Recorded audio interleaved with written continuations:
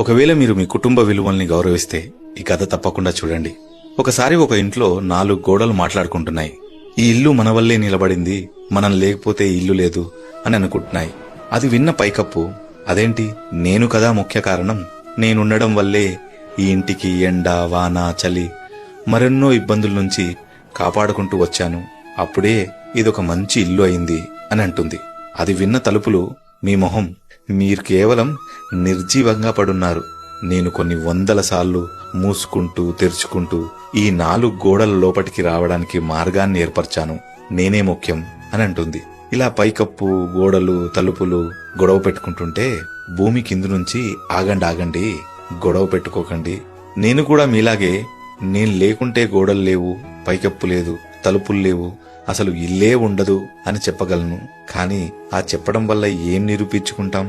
మనం ఒకరు లేకుండా ఇంకొకరు లేము, అందరం కలిస్తేనే ఒక మంచి కుటుంబంగా పిలువబడతాము.